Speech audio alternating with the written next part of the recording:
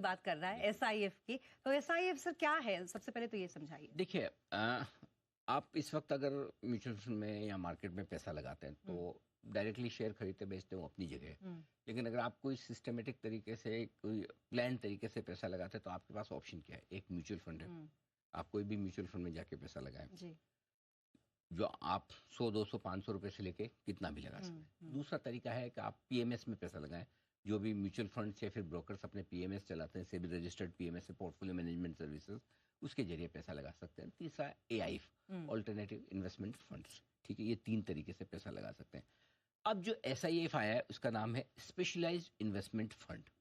ये mutual fund और PMS और एसआईएफ के बीच की एक कैटेगरी है, नई कैटेगरी बना दी। हुँ, ठीक है, और 1 अप्रैल 2025 से सेबी ने इसका नोटिफिकेशन किया।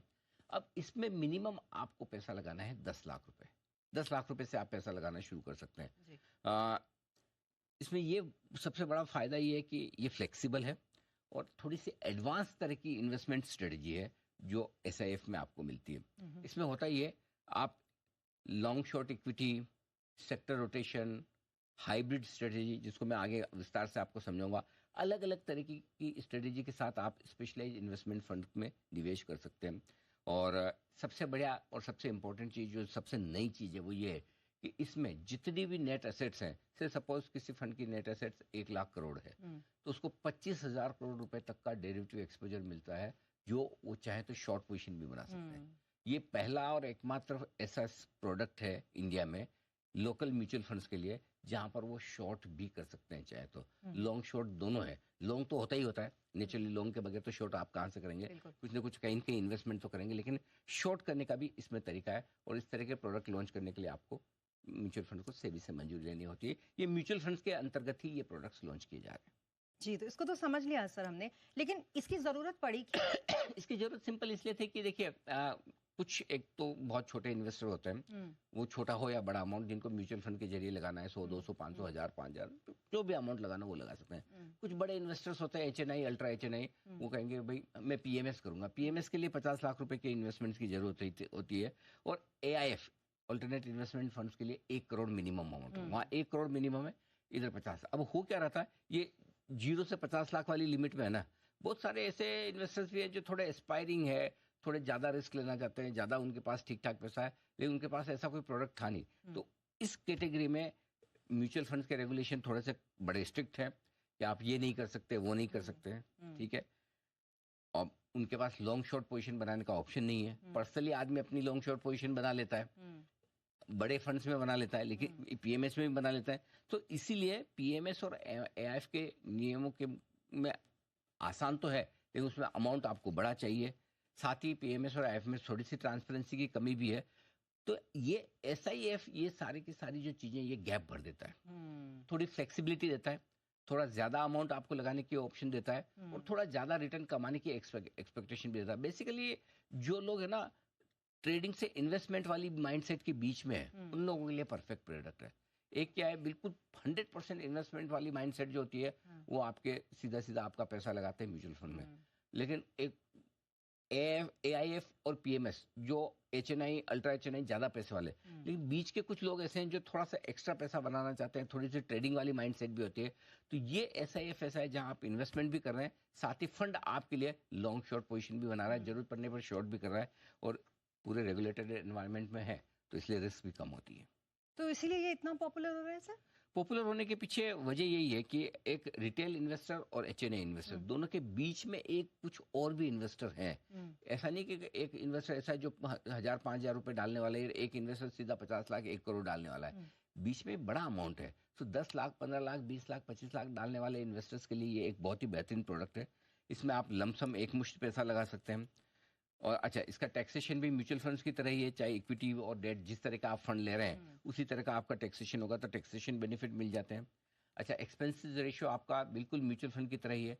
आपका हाईएस्ट एक्सपेंसेस रेशियो आपका 2.25% के ऊपर जा नहीं सकता। अच्छा, मजे की बात है कि पीएमएस वगैरह में, एआईएफ में कई बार इस तरह का होता है सिस्टम, जहाँ फंड्स या फिर ब्रोकर ये कहते हैं भाई कि मैं एक्स अमाउंट का रिटर्न दूंगा, से सपोज 15%। हुँ, 15% के ऊपर जो भी बनाऊंगा उसमें मैं, मेरी प्रॉफिट शेयरिंग 10% होगी, 20% होगी, ये जो भी होगी। इसमें ऐसा कुछ नहीं है। जो कुछ अपसाइड है वो सारी से किसी तरह की performance related fees mutual fund आपसे नहीं ले सकता, तो आपका कम फीस में ज्यादा रिटर्न बनाने का स्कोप बन जाता है। ये सारे जरूरी है। और अगर आप SIF करना चाहते हैं एज ए म्यूचुअल फंड, तो आपको 2 कंडीशन में से एक कोई न कोई पूरी करनी है। नंबर 1 कंडीशन तो ये है भाई कि आपको कम से कम 1 से 3 साल का समय हो जाना चाहिए ऑपरेशंस में, और साथ ही 10,000 करोड़ से ज़्यादा का AUM होना चाहिए। वो जनरली ज़्यादा फंड्स में मिल जाता है। या फिर आपका एक अनुभवी CI हो, फंड मैनेजर हो, जिसको ये सब काम करने का एक्सपीरियंस हो। ये कंडीशंस आपके लिए हैं। ओके, तो पूरा SIF तो हमने समझ लिया सर। अब हमें ये बताइए कि निवेश के लिए इसमें कौन-कौन सी कैटेगरीज है जहां पर आप निवेश कर सकते हैं? देखो, इसमें कैटेगरी कैसे है, 3 तरीके से इसको कैटेगरी देखनी चाहिए। पहले 3 कैटेगरी, और उन 3 कैटेगरी में सब कैटेगरी। 3 कैटेगरी में क्या है? इक्विटी, डेट और हाइब्रिड। इन 3 तरीके से आप SIF में निवेश कर सकते हैं। ठीक है। अब इन 3 में अलग अलग कैटेगरी है, जो कुल मिला के 7 कैटेगरी आ जाती है। कैसे? नंबर 1, पहले इक्विटी में आइए। इक्विटी में 3 कैटेगरी और मिलती है। Equity long short fund, number 1, आगे विस्तार से बताऊंगा। दूसरा, equity x top 100 long short fund, ठीक है। और तीसरा, sectoral rotation long short fund. तो ये 3 तरह के इक्विटी फंड हो गए आपके, जिसमें आप SIF कर सकते हो। डेट की 2 कैटेगरी है, sectoral rotation long short fund और डेट लॉन्ग शॉर्ट फंड। ये 2 तरीके, इनको आगे विस्तार से बताएंगे। 3 2 5 हो गए, और 2 आते हैं हाइब्रिड में। हाइब्रिड में active asset allocator long short fund और हाइब्रिड लॉन्ग शॉर्ट फंड। ये सारी कैटेगरीज हैं जिनमें आप निवेश कर सकते हैं। अब आप बताएं, एक एक करके बता देता हूँ। पहले इक्विटी का बता दूं। इक्विटी का बता दीजिए जी। नंबर 1, इक्विटी में इक्विटी लॉन्ग शॉर्ट फंड। इसमें क्या होता है? 80% या इससे ज्यादा पैसा इक्विटी, और इक्विटी से जुड़े हुए सारे सब में पैसा लगता है। जैसे कि नॉर्मल आपका डाइवर्सिफाइड म्यूचुअल फंड होता है, ठीक है, फ्लेक्सी कैप फंड होता है, वैसे ये भी करता है। फर्क क्या है? जितना पैसा आपके पास है इक्विटी फंड में, उसका 25% तक आप डेरिवेटिव्स के जरिए शॉर्ट भी बना सकते हैं।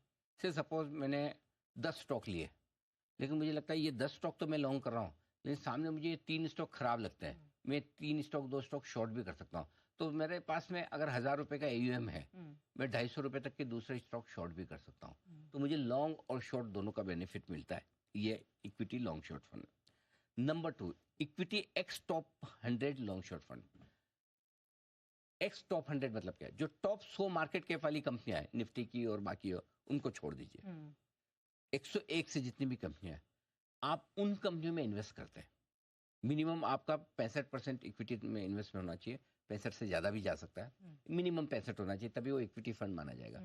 इसमें भी सेम, जितना आपका AUM है उसका 25% आप हेजिंग के लिहाज से या शॉर्ट पोजीशन बनाने के लिहाज से कर सकते हैं। सो बेसिकली दूसरे फंड में इनमें फर्क सबसे बड़ा यही है SIF में, कि SIF में फंड को शॉर्ट करना भी अलाउ है। और शॉर्ट करने का मतलब जरूरी नहीं कि अगर मेरे पास में रिलायंस है और मुझे TCS बेचना है तो मैं बेच सकता हूँ। नॉट दैट कि रिलायंस ही मेरे पास होना चाहिए, वही मैं फ्यूचर्स में बेचूं। शॉर्ट करने का मतलब है कि जो मेरे पास नहीं है वो भी मैं बेच सकता हूँ, लेकिन टोटल 25% तक। तीसरा फंड जो है वो sector rotation long short fund. अब इसमें क्या होता है, ये थोड़ा सा इंटरेस्टिंग है। इसमें 4 सेक्टर में मैक्सिमम आप 80% तक डाल सकते हो। 4 से ज्यादा सेक्टर हो सकते हैं, लेकिन 4 सेक्टर में मिला के 80% तक आप इन्वेस्ट कर सकते हो। ठीक है। अब इसके अलावा अगर आपको लगता है किसी सेक्टर को आपको शॉर्ट करना है, तो 25% तक टोटल अमाउंट का आप किसी में भी इक्विटी डेरिवेटिव्स के जरिए शॉर्ट भी कर सकते हो। ठीक है। ये ओपन एंडेड फंड होगा या इंटरवल फंड होगा, समय समय पे खुलता है, बंद होता है।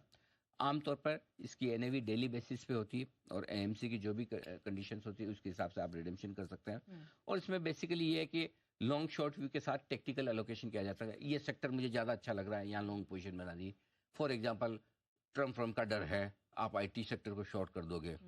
ठीक है। GST का बेनिफिट आया, आप कंजम्पशन शेयर को लॉन्ग कर लोगे। तो सेक्टरली आप इसको चर्निंग कर लेते हैं, ये बड़ा बेनिफिट है। तो ये 3 तरह के फंड है इक्विटी के, जो आपको ध्यान में रखनी चाहिए। बिल्कुल। और डेट में सर जो 2 तरह की अलग अलग सब कैटेगरीज है वो कौन सी हैं? देखिए, डेट में क्या है, sectoral rotation long short fund है। ठीक है। इसमें 4 सेक्टर्स में इन्वेस्टमेंट किया जाता है। अलग अलग तरह के हो सकते हैं, वो कोई PSU बैंक्स हो सकते हैं, कोई अलग अलग तरह के कॉर्पोरेट्स होते हैं, क्योंकि इसमें पैसा आप डेट में लगाते हैं। राइट।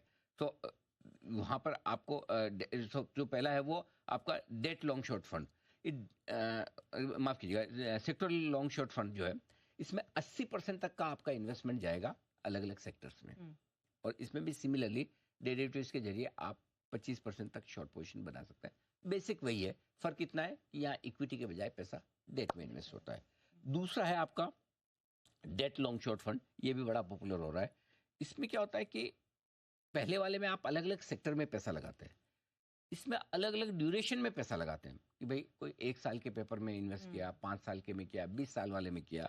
सो अलग अलग ड्यूरेशन के आप पेपर्स होते हैं जिसमें इन्वेस्ट करते हैं, जिसमें शॉर्ट टर्म भी हो सकता है, बॉन्ड्स हो सकते हैं, लॉन्ग टर्म वाले हो सकते हैं, कॉर्पोरेट डिबेंचर्स होते हैं, गिल्ड्स होते हैं। तो अलग अलग तरह के प्रोडक्ट्स में आप पैसा लगाते हैं। इसमें भी सेम यही एक्सचेंज ट्रेडेड डेरिवेटिव्स जो है वहाँ पर आप 25% तक का आप शॉर्ट पोजीशन बनाने का। सो बेसिकली शॉर्ट पोजीशन बनाने का ऑप्शन आपको डेट में भी एक से सपोज आपको लगता है कोई कॉर्पोरेट ऐसा है जो थोड़ा सा फाइनेंशियली मुश्किल में है और आपको उसका डिवेंचर या उसका बॉन्ड आपको शॉर्ट करना है, आप शॉर्ट भी कर सकते हैं। ये बेनिफिट है। इसमें होता है कि फिर ब्याज दरों से जो बार बार उतार चढ़ाव होता है, एक तो ब्याज दरों का इसके उतार चढ़ाव का फायदा मिल जाता है, और जो sectoral rotation long short fund होता है उसमें आप किसी भी सेक्टर या किसी कंपनी पर आप शॉर्ट पोजीशन भी ले सकते हैं। जी, और सर इसी तरह से हाइब्रिड भी समझा दिया दीजिए हमें कि हाइब्रिड की सब कैटेगरीज कौन कौन सी और किस तरीके देखो सबसे ज्यादा पॉपुलर अभी जो चल रहे हैं एसआईएफ जो शुरुआती में वो हाइब्रिड वाले, हाँ। इसलिए हाइब्रिड वाले थोड़े समझना आपको ज्यादा जरूरी है। हाइब्रिड में 2 तरीके के हैं, ठीक है। नंबर 1 एक्टिव एसेट अलोकेटर फंड, ठीक है, नंबर 1। इसमें क्या है, ये एक तरह से डायनेमिक हाइब्रिड एसआईएफ है। डायनेमिक का मतलब क्या हुआ, ये इक्विटी में भी पैसा लगाता है, डेट में भी लगाता है, ठीक है, और साथ साथ डेरिवेटिव्स के जरिए हेज भी करता है, शॉर्ट भी बनाता है, ठीक है। ये इन्वेस्ट में पैसा लगा सकता है, रीट्स में पैसा लगा सकता है, कमोडिटी डेरिवेटिव्स में भी एक्सपोजर ले सकता है। अब इसका कैसे होगा, इक्विटी और डेट इंस्ट्रूमेंट में मैक्सिमम 25% तक का एक्सपोजर होता है। इसके अलावा मार्केट कंडीशन के हिसाब से अपना पोर्टफोलियो ये रिबैलेंसिंग करते रहते हैं। शॉर्ट पोजीशन बनानी है तो डेरिवेटिव्स का इस्तेमाल करेंगे। इंटरवेल फंड है ये, तो समय समय पे ये इसकी सब्सक्रिप्शन और रिडम्पशन रहती है आपकी। हफ्ते में 2 बार इसका रिडम्पशन होता है, या फिर जो भी एम से अपनी रिकमेंडेशन, अपनी जो टर्म्स कंडीशन रखे उस हिसाब से होता है। इसमें चूंकि डायनेमिक एसेट एलोकेशन है, कभी इक्विटी में कभी डेट में कम या ज़्यादा डिपेंडिंग ऑन मार्केट कंडीशन। कभी लग रहा है कि इक्विटी मार्केट खराब रहेगा तो इक्विटी में कम कर दिया, डेट में बढ़ा दिया। तो अलग अलग एसेट क्लास में आपको डाइवर्सिफिकेशन का फायदा मिल जाता है, ठीक है। और साथ ही साथ जब भी वोलेटाइल मार्केट में, तो आपको एक फ्लेक्सिबिलिटी है कि आपको इक्विटी में एक्सपोजर कम ज़्यादा करना है, डेट में एक्सपोजर कम ज़्यादा करना है, तो उसके लिए ये active asset allocator long short fund है। अब जो मैं फंड बता रहा हूँ वो सबसे ज़्यादा पॉपुलर और अभी आज की तारीख में सबसे ज़्यादा इंटरेस्ट लोगों का उसी में आ रहा है, जितने भी एसआईएफ है, और वह हाइब्रिड लॉन्ग शॉर्ट फंड। अब इसको ध्यान से समझिए। मिनिमम 25% पैसा इक्विटी में जाएगा, मिनिमम 25% पैसा डेट में जाएगा। हाइब्रिड है, डेट भी होगा, इक्विटी भी होगा, मिनिमम 25%। बाकी बचा हुआ 50% फंड मैनेजर अपनी मर्जी से पैसा लगा लेगा, ठीक है। अनहेज्ड में जो है वो 25% तक एक्सपोजर जा सकता है, यानी कि अगर उन्हें लगता है कि कहीं कोई शॉर्ट पोजीशन बनानी है 25% तक, कोई सेम फॉर्मूला है 100 में। बेसिकली आप एक चीज़ समझ लीजिए कि हेजिंग के लिए या शॉर्ट पोजीशन बनाने के लिए अपर लिमिट 25% तक की रखिए। टोटल आपके पास जितनी भी एसेट्स है हर फंड में वही रखिए, ठीक। ये भी एक इंटरवल फंड है, हफ्ते में 2 बार इसका रिडेम्पशन होता है आमतौर पर, ये है कंडीशन। इक्विटी और डेट फंड दोनों में बैलेंस बनाकर ये चलता है, और मार्केट के चाल के हिसाब से अपना पोर्टफोलियो इक्विटी और डेट के अंदर कम या ज़्यादा कर लेता है, और रिटर्न और रिस्क के हिसाब से एक बैलेंस बनाने की, संतुलन बनाने की कोशिश होती है। अभी हाल ही में देखिए एडलवाइस का एक फंड आया है, एसबीआई म्यूचुअल फंड का एक फंड आया, क्वांट म्यूचुअल फंड का एक फंड आया। ये सारे के सारे फंड जितने लॉन्च अभी हो रहे हैं ना, एसआईएफ के जितने भी एनएफओज वगैरह हो रहे हैं, वो इसी कैटेगरी में हाइब्रिड लॉन्ग शॉर्ट फंड में सबसे पहले लॉन्च होते हुए दिख रहे हैं। बिल्कुल, तो मैं आपसे यही पूछने भी वाली थी सर कि इसके एनएफओज और फंड निवेश अगर कोई करना चाहे तो वो आप बता दें। तो वो भी आपने बता दिया। तो अब वक्त हो गया फंड ऑफ द मंथ का, जान लेते हैं इनमें से फंड ऑफ द मंथ कौन सा है।